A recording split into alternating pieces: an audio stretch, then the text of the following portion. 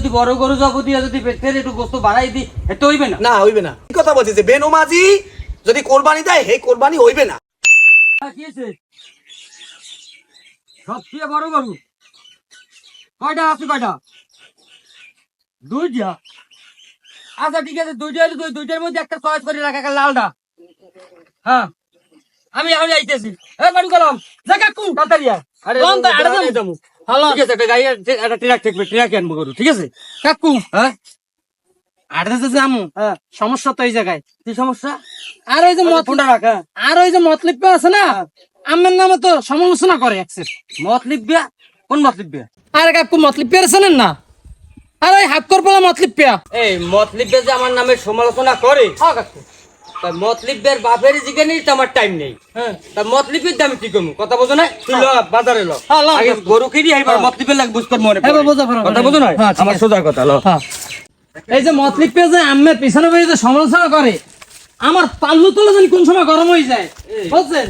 মতলিব যে আমার সমালোচনা করে, ওর সমালোচনার বাসায় তো আমরা বই দিই। আসসালামু আলাইকুম। ওয়ালাইকুম আসসালাম।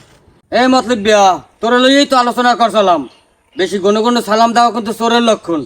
এ কাকু মনে লইয়া আসন হরতে আসলেন, তাই মনে লইয়া আসন মুই তোর অন্যায় টন্যায় কিছু করছি মনে হয় না, তা সালাম দিয়েছি হ্যাঁ আমি সেত্তর গা সালাম দেওয়া তো আপনার উপর শান্তি বসিত হোক, অন্যায় কিছু তো দেখলাম না। মতলিব বিয়া তুই কিন্তু নগদে কিন্তু জম্মের সাথে আসছো, তোর ব্যাপারটা যে কি করা লাগবে এটা কিন্তু আমি ভালো জানি। এ কাদের কাকু আমি রাগো এ কথা কনকা আর শেষছি, আমি তো বুঝলাম না কিছু বিষয়টা, আমি তো কোনো অন্যায় করি না, আমার গালি গালাজ করি নাই, আমার কি রাখি আমার কানে উল্টো পাল্টা লাগাইছে, আমার তো আসলে বুঝে আসতে আসে না। ও আমার পিছনে উল্টা পুল্টা কথা কও, এখন কিছু বোঝো না। আমের পিছনে বই আমি উল্টো পাল্টা কথা কইছি না কাকু, আমার মনে হয় বোঝা ভুল আছে, আমার কানে কি রাখি লাগাইছে হেই এখন। এ তুই মনে হয় কি আমি গাঁজা খাই? পানু কালাম কি মিথ্যা কথা কইছি? কালামে আমাদের কি এমন একটা কথা কইছে যে কারণে আমি মরু বেকাল পুরা খেপে গেছেন। পানু কালামে যখন রাস্তায় যায় তখন বলে তুই কইছো যে তোর চাচা কোরবানি দিলে কোরবানি হইবে না, এবার আবার কোরবানি হইবে না, তুই যে কথাটা কইছো এটা কি কিরবানি কইছো তুই বুঝাই দিয়ে যাবি। এই কালাম মিয়া তুই কইছো না যে মতলিবের ব্যাপারটা দেখমু, ঠিক আছে তাই মতলিবের ব্যাপারটাই দেখমু, আড়ে যাবো না। হ্যাঁ কাকু আজকে একটা হস্তনস্ত করতেই হবে। এই মতলিব বিয়া তুই যে কইছো যে আমার কোরবানি হইবে না, কে কোরবানি হইবে না হেয়া তুই এই যে আমার বুঝাই দিয়ে যাবি, নালিয়াস তোরে সদরটি হালাইয়া টানাইয়া পিঠে ময়স। ও কাদের কাকু এই কাহিনী, এই কালামে আমার এই কথা কইছে। আসলে কাকু আমার বোঝায় ভুল আছে, বোঝায় ভুল রাখি আমি কি মুসলিম মুসলিম, আমরা যদি ইসলামের পথে সত্য পথে চলি তাহলে অরিজিনাল কার পথ অনুসরণ করতে হইবে? আল্লাহ এবং আল্লাহ রাসূলের রাসূলের পথ। আল্লাহ পাক রব্বুল আলামিন রাসূল পাক সাল্লাল্লাহু আলাইহি সাল্লামের মাধ্যমে তামাম দুনিয়া কি মুসলিম উম্মাহর জন্য ইসলাম গ্রহণ করতে কইছে, সবাই ইসলামের পথে চলতে কইছে। ইসলামের পথে চলতে প্রথম তো নামাজ কায়েম করতে কইছে, নামাজের কথা বলছি না? তাই মুসলিম হিসেবে আমাদের সবচেয়ে বড় পরিচয় আমরা মুসলমান এবং আমার নামাজ পড়তে এবং কায়েম করতে হইবে। তাই আমি যে নামাজ যদি না পড়ি, আল্লাহ বলছে কি তোমাদের আমি গোলাম হিসেবে বানাইছি, তাই গোলাম এবং দাসত্ব করতে গেছে, গোলামি করতে গোলাম এবং দাসত্ব একমাত্র পরিচয় পায় সেজদার মাধ্যমে, সেটা নামাজ। তাই যে ব্যক্তি নামাজ না পড়বে সে তো মুসলমানের মধ্যেই পড়ে না, তাহলে কিসের কুরবানি কিসের হজ? আগে মুসলমান হইতে হইবে। আমি করতে আর কি, আমি কি মুসলমান দাঁড়িয়ে রাখছি টুপি রাখছি? আরে মুসলমানের জন্ম নিয়েছি হাতে করবে নামে রাখি মোহাম্মদ লাগাইছি? না হইবে না, পরিপূর্ণ মুসলমান হইতে হইবে। তামাম দুনিয়াতে আমি পরিপূর্ণ মুসলমান যদি আমি না হইতে, পরিপূর্ণ মুসলমান হইলে আমি দেখেন একটা জিনিস, একটা ছেলে যদি এক হইতে মনে করেন ছোট থেকে ক্লাস 10 পর্যন্ত লেখাপড়া করে, তো আমি যে করে সাবজেক্ট সব সাবজেক্টে পাস করতে হলে তো এসএসসি পাস করতে হবে নাকি? তা ফেল করলে কি পাস হয়? পরিপূর্ণ পাস হয় না। তাই আপনি নামাজ পড়লেন না, আপনি হজ করলেন, যাকাত দিলেন, কুরবানি দিলেন, কিন্তু নামাজ পড়লেন, এতে কি আমি মুসলমান হইছি? তো একটা সাবজেক্ট বাদ গেছে না? তো একটা সাবজেক্ট পরিপূর্ণ মুসলমান তো হইলাম না। কোরবানিতে বাজে আমি পরিপূর্ণ তো মুসলমান হইতে হইবে, আমি ইসলামের মধ্যে পরিপূর্ণ ঢুকতে হবে। আধা ঢুকবেন আধা ঢুকলে হইবে না তো।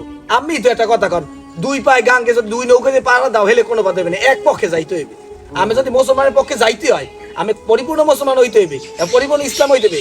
আমি পরিপূর্ণ মুসলিম হইতে হবে, কোরবানি দিয়ে কোনো সমস্যা নাই, কিন্তু নামাজই হইতে হবে। আগে নামাজ পড়বেন তারপর। আমি যদি মন কারণ এখন গরম লাগতে আছে না, ঘরে সুইচটা যদি চাপ দেন, যদি বিদ্যুৎ না থাকে কাম হইবে তো ওই লাইন কিন্তু খাম্বার লাগে লাইন লাগবে। তা খাম্বার লাগে লাইনে আল্লাহর সাথে সম্পর্ক লাগে, সেজদা দিয়ে কপাল রামায়, যেটা ভাগ্যের প্রতীক, এটা সম্মানের প্রতীক। এই ভাগ্য কপালটা সেজদা দিয়ে কুদরতি কদমে সেজদা দিয়ে আল্লাহু আকবার সূরের মতো দাঁড়াইয়া আল্লাহ দরবারে আল্লাহ আমি হাজির, আমি সোর মনে করে সূরের মতো দাঁড়াই গেলাম, আমি আমার গোলাম। তাই আগে হলে নামাজ পড়তে হবে। আমি তো জোহরের নামাজ পড়েন নাই, মাগরিবের নামাজ পড়েন নাই, আর পড়ছেন? আমার তো মনে হয় না পড়ছেন। তা পড়েন না, তা আমি তো মুসলমান, মুসলমান যে না হ্যাঁ আবার আমাদের জাকাত নাম কি কোরবানি কিসে? হ্যাঁ তো হিন্দু বৌদ্ধ খ্রিস্টান মুসলমান হ্যাঁ তো গরু জবাই দিতে পারে, হ্যাঁ তো মুসলমানের মধ্যে কোনো ভেদাভেদ তাই না? কোটি কোটি মাসে দিতে আছে, হ্যাঁ দিতে আছে, দিলে তো কাম হইবে না। রাসূল পাক সাল্লাল্লাহু আলাইহি ওয়াসাল্লাম বলছে আমার উম্মতের মধ্যে 73 কাতার, এক কাতার হলে আমার পক্ষে থাকবে, মুসলমানের পক্ষে। আর মুসলমান কারে বুঝ দইবে, আমি দেবেন কারে? আমি কি এই আল্লাহর দ্বারা কি গোস্ত যাইবে নাই রক্ত যাইবে কোরবানির? আরে বেটা সুদের ঠাইতে দিতে যা তুই দশ না আমার তা শুধু আমের আল্লাহ বলছে তোমরা হালাল মাল দ্বারা ইসলামের পথে দান করো। তা আমি আগে হইলে আমি মুসলমান হইতে হবে, এবার হালাল টাকা হইবে, সুদ তো হারাম পয়সা, সুদ খাওয়া ঘুষ খাওয়া জেনা করা একই পাপ। তো হেড তো আমি হইবি না। সুদ ঘুষ খাই যদি বড় গরু দিতে বড় গরু আর ছোট গরু কোথায় কাম হইবে না। কারণ আল্লাহ বলতেছে ইন্নামাল আমানু বিল নিয়াত, নিয়তে সবকিছু। আমি হইলে আল্লাহ রাজি খুশি জন্য দেবেন না মানুষের যাইবেন? না আল্লাহর রাজি আল্লাহ রাজি, আল্লাহর দ্বারা গরুর গোস্ত যাইবে না আল্লাহর কাছে গরুর রক্ত যাইবে? কিছু যাইবে না। আমি যে একিনের সাথে হালাল পয়সা দ্বারা দিয়েছেন, এই যে আল্লাহ দেখবে যে আমি আল্লাহর রাস্তায় দিছি। আল্লাহ যদি ঘোষণা করতো আমি প্রতি পরিবারের বড় সন্তানের যদি জবাই দেওয়া লাগবে আল্লাহর রাস্তায়, ইসমাইল আলাইহিস সালামের মতো, ইব্রাহিম আলাইহিস সালাম যদি আদেশ করেছে তার পছন্দের জিনিসের আল্লাহ রাস্তায় কোরবানি, তার ছেলেরা দিয়ে দিয়েছে, যদি আল্লাহ যদি এইভাবে কবুল করতেন তখন কি করতেন? আমরা তাদের পুত্রই আমাদের অনেক মাফ করিয়ে দিয়েছে। যার কারণে আমরা একটা গরুর মাধ্যমে পশুর দ্বারা আমি জবাই দিয়ে দেখাইতেছি আল্লাহ আপনার রাজি খুশির জন্য আমরা উৎসর্গ করে দিলাম। না আমি যদি হেটা যদি হালাল পয়সা সারা যদি হারাম পয়সা দেয়, এটা তো কবুল হইবে না। জাস্ট এই কথা বলছি যে বেনমাজি যদি কোরবানি দেয় হে কোরবানি হইবে না, নামাজি হইতে হবে, একিনের সাথে নামাজ পড়তে মুসলমান হইতে হবে। সুদের ঠাইতে যদি বড় গরু জব দিয়া যদি পেটের একটু গোস্ত বাড়াই দিই এটা হইবে না। না হইবে না। হ্যাঁ, কারণ- আমি এখন তো হই তো না, আমি তো একিনের সাথে দেন না, আমি তো হালাল পয়সা দ্বারা দেন না, আমি তো হারাম পয়সা, হে তো হইবে না।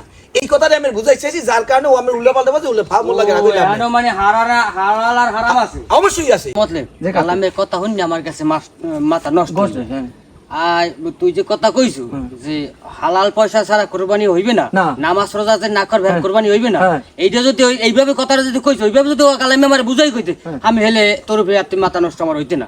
তখন আমি বুঝতে পারছি যে হকালি টাকা ছাড়া কোরবানি জানি কেউ না দে, হ্যাঁ। নামাজ রোজা পাঁচ ওয়াক্ত না করিয়া কেউ যেন এই কোরবানি না কাকু দেয়। ঠিক আছে, ধন্যবাদ কাকু, আমি বুঝতে পারছি। আমি বুঝতে পারছি। আমি কাকু তো এলাকার মুরব্বী। আর তুই যে আমার উল্টো পুল্টা কইছো, এমন উল্টো পুল্টা কইস না যাতে আমার লাগে মতলবের লাগে তো মারামারি বাজাই দিলি। তুই কথা বলতে এমন কোনো কাজ করবি না, হিসাব করে কথা কবি। আচ্ছা কাকু যাই হোক, সর্বশেষ কথা হলে বেনমাজি না, নামাজ পড়িয়া এবার হালাল পয়সা দ্বারা কোরবানি দেবে, আল্লাহর দ্বারা কবুল হইবে। কথা কি বলেন কাকু? তা কাকু মোর সময় শেষ, আমি যাই পরে। আচ্ছা ঠিক আছে, তোর কথা খুব ভালো লাগছে আমার। আমি এখন নামাজ রোজা পাঁচ ওয়াক্ত ভাবে করবো।